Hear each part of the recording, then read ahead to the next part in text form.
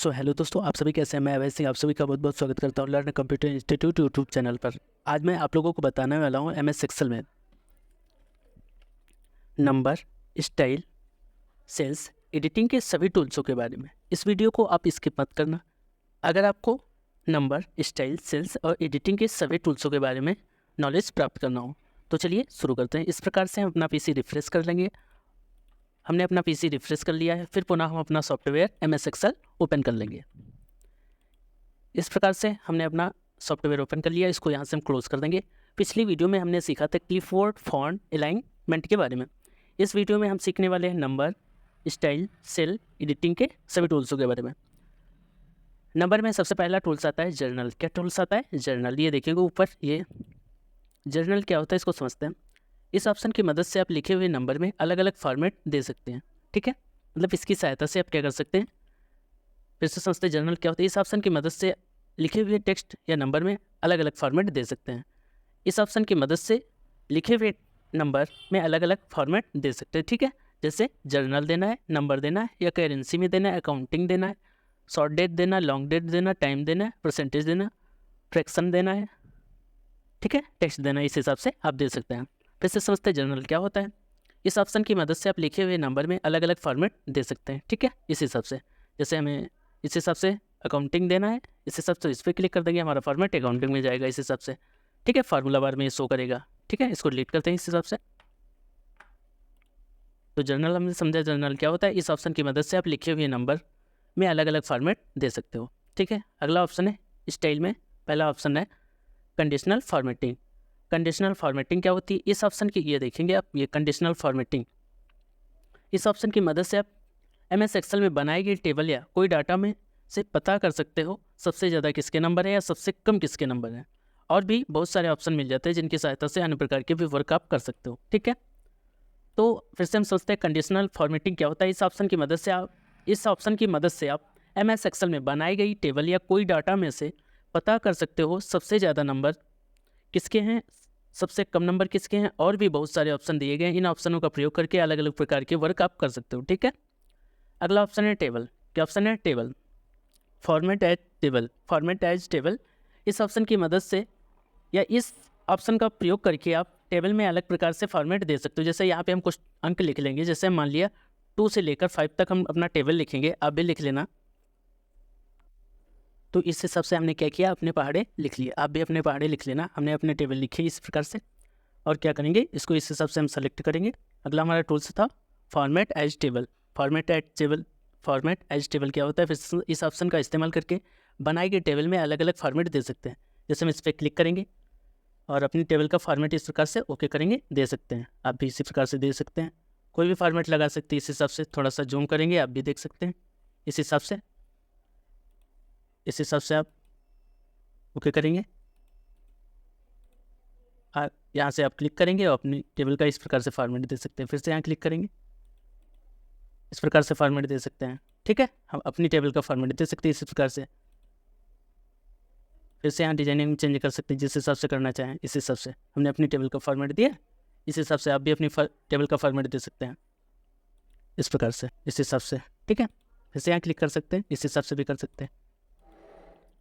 तो हमने समझा, क्या समझा? Format as table. Format as table, ये आप ये इधर देख रही है ऑप्शन।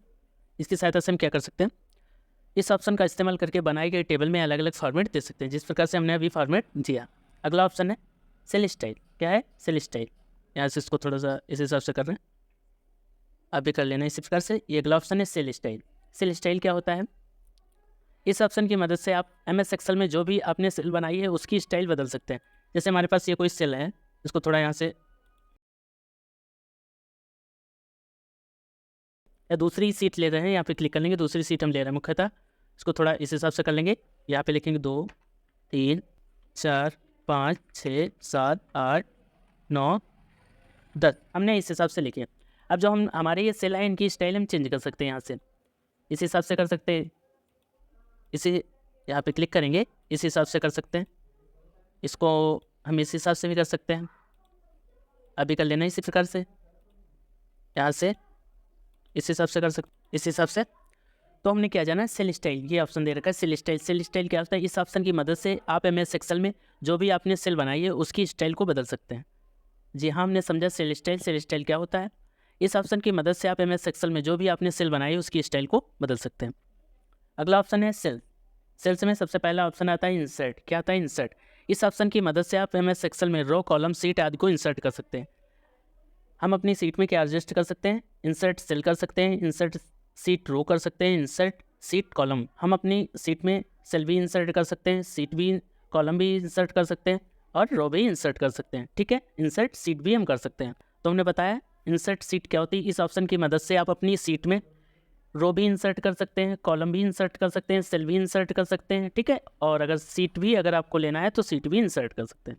अगला ऑप्शन आता है डिलीट। अगला ऑप्शन कौन सा है, डिलीट। डिलीट क्या होता है इसको समझते हैं। डिलीट क्या होता है इसको समझते हैं। इस ऑप्शन की मदद से MS एक्सेल में जो भी रो, कॉलम, सीट आदि को इंसर्ट किया है उसे डिलीट कर सकते हैं।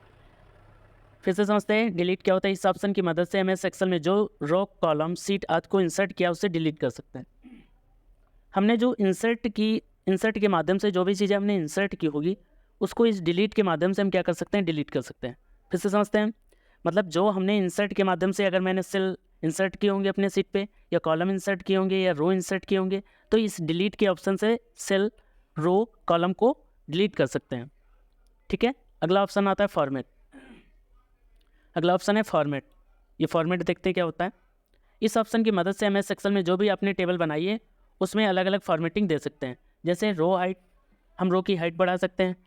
ऑटो फिट रो हाइट, हम ऑटो फिट रो हाइट कर सकते हैं। कॉलम विड्थ बढ़ा सकते हैं, ऑटो फिट कॉलम विड्थ कर सकते हैं। डिफ़ॉल्ट विड्थ कर सकते हैं, हाइड और अनहाइट कर सकते हैं। ठीक है, रीनेम कर सकते हैं सीट का अपनी हम नेम चेंज कर सकते हैं। मूव और कॉपी सीट कर सकते हैं, हम किसी सीट को मूव कर सकते हैं, कॉपी कर सकते हैं।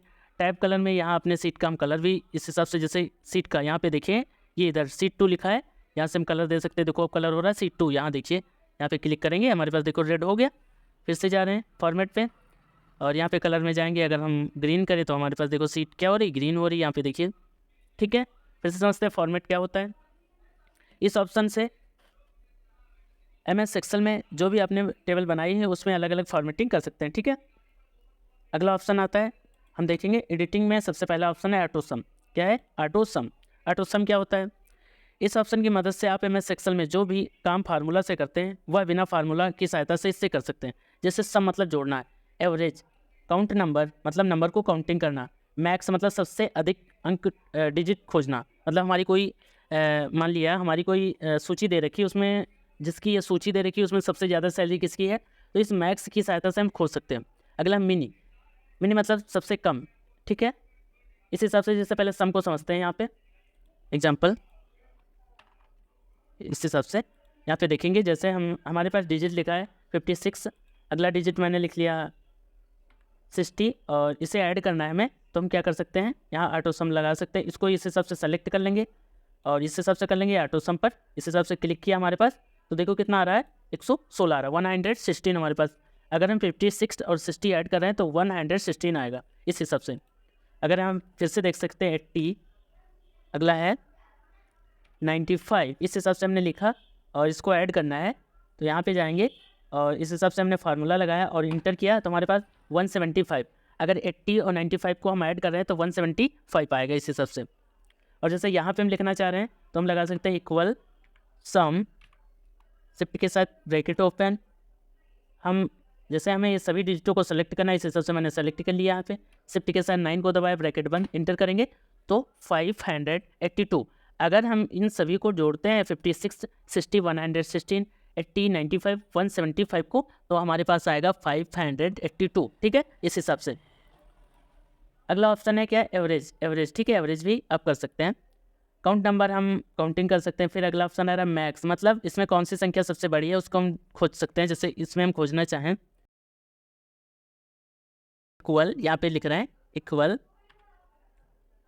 मैक्स, शिफ्ट के साथ ब्रैकेट ओपन, और हम इसमें डिजिट में खोजेंगे सबसे बड़ी संख्या कौन सी है, शिफ्ट के साथ 0 को दबाए, ब्रैकेट बंद, इंटर। हमारे पास सबसे बड़ी संख्या कौन सी है, 582। फिर से हम देखेंगे, अगर जैसे मान लिया इन संख्याओं में से देखेंगे सबसे बड़ी संख्या कौन है, तो यहाँ पे देखेंगे इक्वल मैक्स, शिफ्ट के साथ 9 को दबाए ब्रैकेट ओपन, इसमें देखेंगे सबसे बड़ी संख्या कौन सी है, इसमें देख लेते हैं। शिफ्ट के साथ 0 को दबाए ब्रैकेट क्लोज, यहाँ पे हमारा ये फार्मूला बार में हमारा फार्मूला भी शो कर रहा है, यहाँ आप देख सकते हैं यहाँ पे ये, और यहाँ पे इंटर करेंगे तो 175। इसमें आप देखेंगे इन सूची में से तो हमारा 175 जो है संख्या वो सबसे क्या है, बड़ी है। अगर इसी में से हम छोटी संख्या देखना चाहें तो देख सकते हैं ऐसे, यहाँ पे जैसे हम यहाँ पे देखना चाहें छोटी संख्या इक्वल मिनी, शिफ्ट के साथ ब्रैकेट ओपन, और हम संख्या को सेलेक्ट करेंगे इस हिसाब से, सेलेक्ट कर लिया, शिफ्ट के साथ ब्रैकेट बंद कर लिया। अब हमारी इतनी संख्या में से हम ये पता करेंगे सबसे छोटी संख्या कौन सी है, इंटर करेंगे 56। हमारे पास जो 56 संख्या है वो सबसे छोटी संख्या है, ठीक है।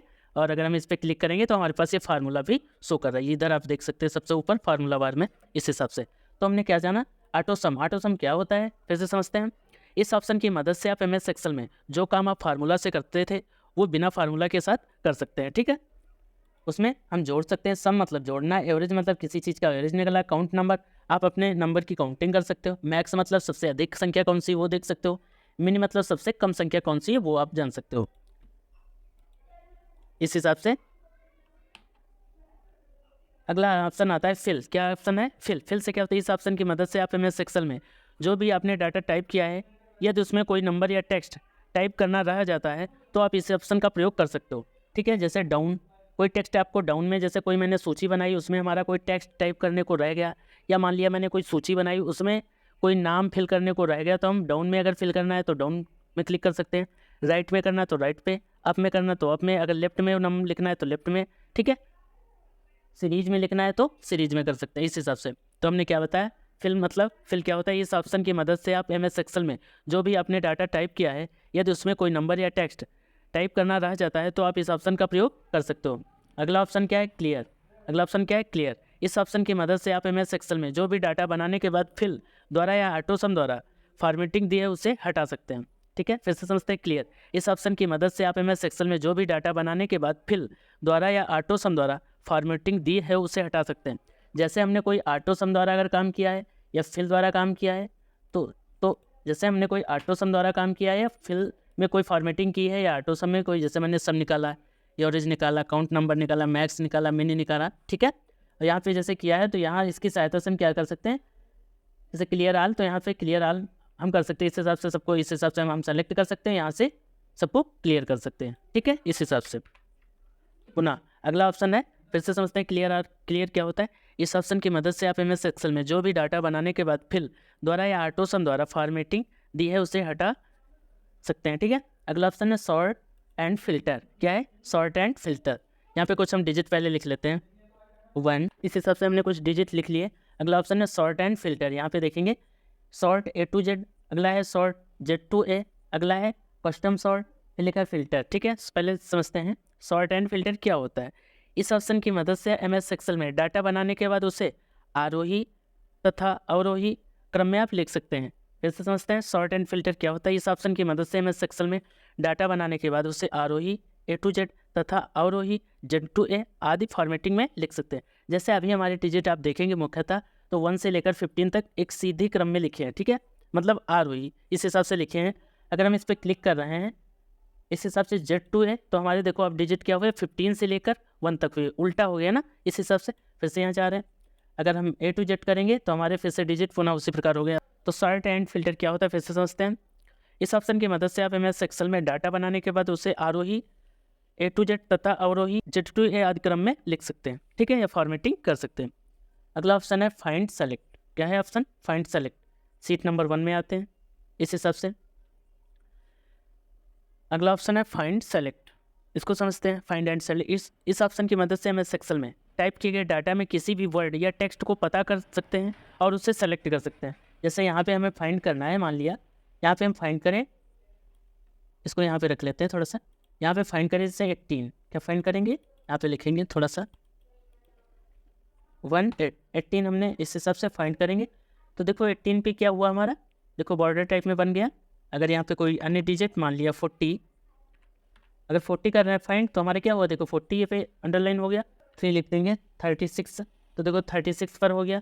अगला ऑप्शन फिर से इसको डिलीट करते हैं, जैसे मान लिया 15 लिख दे, कितना 15 और यहाँ से फाइंड करें तो हमारे देखो 15 की क्या हुआ एक हिसाब से सेल क्या हुआ, अंडरलाइन हो गया। फिर से समझते हैं फाइंड एंड सेलेक्ट, ये ऑप्शन क्या होता है। इस ऑप्शन की मदद से MS एक्सेल में टाइप किए गए डाटा में से किसी भी वर्ड या टेक्स्ट को पता कर सकते हैं और एक साथ सेलेक्ट कर सकते हैं। एग्जाम्पल जैसे यहाँ पे कोई हम नाम लिख लेते हैं, इस हिसाब से हमने कुछ नाम लिखे आप देख सकते हैं, और इसमें से अगर हम सेलेक्ट करना चाहें आप भी लिख सकते हैं इस हिसाब से। जैसे हम टाइप करें, जैसे अंजलि, क्या टाइप करें, अंजलि, ANJALI, अंजलि हमने टाइप किया, यहाँ से फाइंड करेंगे तो हमारा अंजलि देखो क्या हुआ, वाइट हो गया। अगर कोई अन्य नाम करेंगे इस हिसाब से, जैसे करें मान लिया राम करें, हमने राम को फाइंड किया यहाँ से तो देखो राम पर क्या हुआ, वाइट हो गया। अगर मान लिया हम आरती पर कर रहे हैं, ऐसे ARTI, आरती नेम को हम फाइंड कर रहे हैं इस हिसाब से, तो आरती पर। तो हम फिर से समझते हैं फाइंड एंड सेलेक्ट क्या होता है। इस ऑप्शन की मदद से आप MS एक्सेल में टाइप किए गए डाटा में से किसी भी वर्ड या टेक्स्ट को पता कर सकते हैं और एक साथ सेलेक्ट कर सकते हैं। तो हमने क्या जाना, फाइंड एंड सेलेक्ट क्या होता है, फिर से समझते हैं। इस ऑप्शन की मदद से आप MS एक्सेल में टाइप किए गए डाटा में से किसी भी वर्ड या टेक्स्ट को पता कर सकते हैं और एक साथ सेलेक्ट कर सकते हैं। ठीक है, तो दोस्तों इस वीडियो में आज के लिए बस इतना ही। अब मिलते हैं अगली वीडियो में, तब तक के लिए धन्यवाद।